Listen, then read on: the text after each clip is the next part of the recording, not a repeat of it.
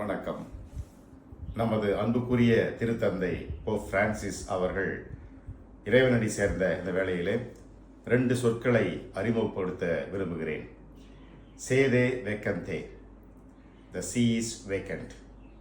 அதாவது திருத்தந்தை இறந்தது முதல் அடுத்த திருத்தந்தை தேர்ந்தெடுக்கின்ற வரை இந்த காலமானது அந்த நாற்காலி காலியாக இருக்கிறது. புனித பீட்டர் அமர்ந்த நாற்காலி காலியாக இருக்கிறது, திருத்தந்தையினுடைய நாற்காலி காலியாக இருக்கிறது. எனவே இதை லத்தீன் மொழியிலே சேதே வேக்கந்தே என்று சொல்வார்கள். பெரும்பாலான ஆங்கில சொற்கள் இப்படிப்பட்ட லத்தீன் மொழியில் தான் வந்திருக்கிறது. வேக்கன்சி, வேக்கந்தே அப்படி என்று பார்க்கிறோம்.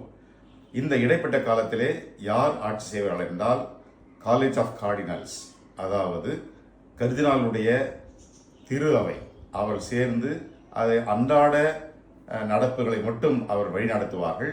பெரிய முடிவுகள் எதுவும் அதை அவர்கள் எடுக்க மாட்டார்கள். உதாரணமாக திருத்தந்தையின் அடக்கம் போன்றவற்றை பற்றி பேசுவார்கள். இன்டர்ரெக்னும் என்பது இன்னொரு வார்த்தை. அதாவது இந்த இடைப்பட்ட காலத்தில் நடக்கின்ற இந்த ஆட்சி தான் இன்டர்ரெக்னும். ரெயின் என்பது இடைப்பட்ட ஆட்சி காலத்தில் இவர்கள் நடத்துவ இந்த கர்தினால்கள் இவர்கள் வழி நடத்துவார்கள். திருத்தந்தை இறந்தது முதல் அடுத்த திருத்தந்தை தேர்ந்தெடுக்கின்ற வரை இருக்கின்ற இந்த இடைப்பட்ட காலம் இன்டர்ரெக்னும் என்று சொல்லப்படுகிறது. அதே போல திருத்தந்தை சனிக்கிழமை அடக்கம் செய்யப்படுகிறார். இதிலிருந்து 9 நாட்கள் அவர்கள் துக்க நாட்களாக அறிவித்திருப்பார்கள். அவர்கள் அனுசரிப்பார்கள். ஒவ்வொரு நாளும் திருத்தந்தைக்காக திருப்பலி நிறைவேற்றப்படும். ஆகவே இந்த வார்த்தைகளை புரிந்து கொண்டு திருத்தந்தைக்காக நாம் தொடர்ந்து ஜெபிப்போம்.